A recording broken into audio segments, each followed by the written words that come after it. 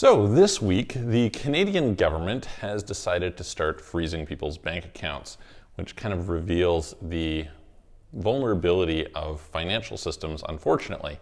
So I'm going to talk a little bit about that today, and just in general, if you are somebody in the world broadly, what you may want to do to diversify your position so that you have kind of more financial freedom and you're in a position which is less vulnerable to whatever might come up in the world. So we're going to dive into that and speak about it in just a moment. Before we do, if you haven't already, please hit the subscribe button, hit the all notification bell. Welcome, I'm Michael from Offshore Citizen, and we can help you here with relocating abroad, optimizing your taxes internationally, setting up bank accounts, investing around the world, etc. If you're interested in any of that, please reach out to us, calendly.com/Michael-Rosmer. There's a link in the description below, or send a message to our websites, offshorecitizen.net and offshorecapitalist.com.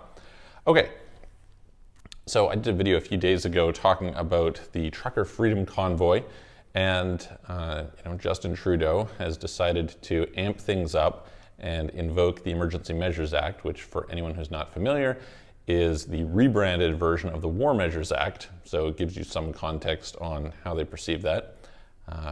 Arguably pretty crazy that there aren't more checks and balances in Canada.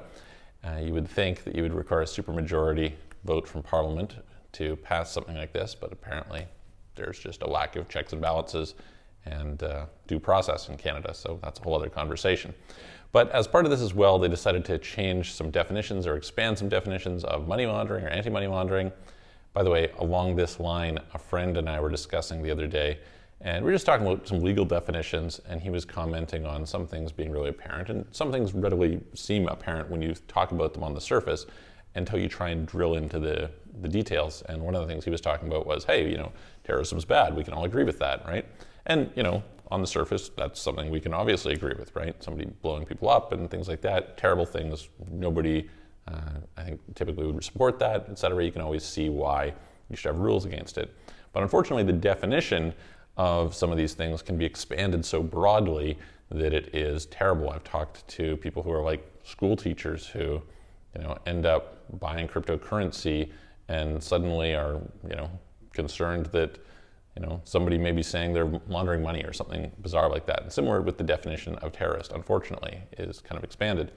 So anyway, as part of all of this, what they decided to do was to start saying, hey, anyone who is associated with this, including independent media, which is crazy, consider kind of an attack on the free press, will have their bank accounts frozen, assets frozen, et cetera. Insurance revoked, license canceled, et cetera, right? So pretty aggressive measures. You would think that there would need to be some court process for that. You'd have to go through due process. They'd have to demonstrate something. The fact that you can unilaterally decide to expand some of these things, a little terrifying. And so where does that leave us? That leaves us in a position where it's worth thinking about, I think, just how, no matter where you are in the world, there is a certain set of geopolitical risks, there's a certain set of institutional risks, there's a certain set of operational risks, et cetera.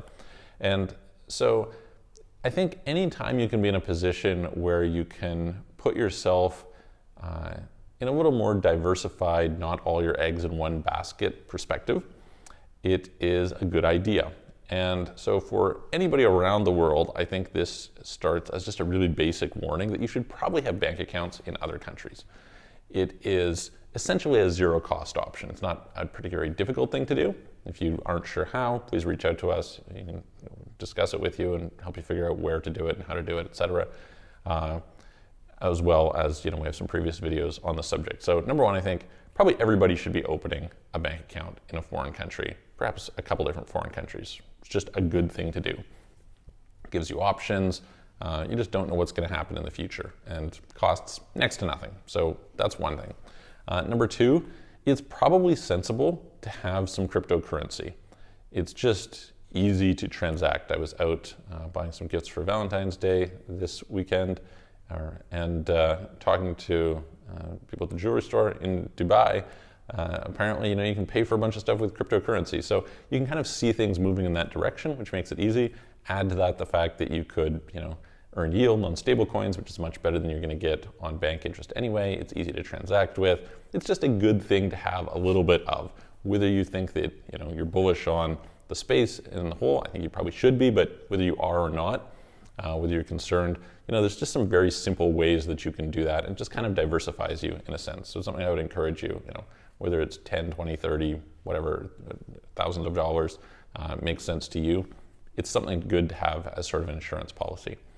And then, of course, obviously being in a situation, and this is, another kind of tricky one, probably it makes sense to have some sort of physical assets and some sort of physical cash in the world. You don't know what's going to happen, and so, these are good diversification strategies. The final thing, which I've talked a lot about, of course, is relationships, right? Having people around you who, you've got their back, they've got your back, really, really important from a safety net standpoint. And when I see things like what is going on in Canada at the moment, it makes me think more and more that it's just crazy not to do things that cost you nothing, but could be useful to you if you ever need them. So I hope that helps. Let me know in the comments below what you guys think. If you have particular questions or comments or whatever, let me know, and I will look forward to seeing you on the next video.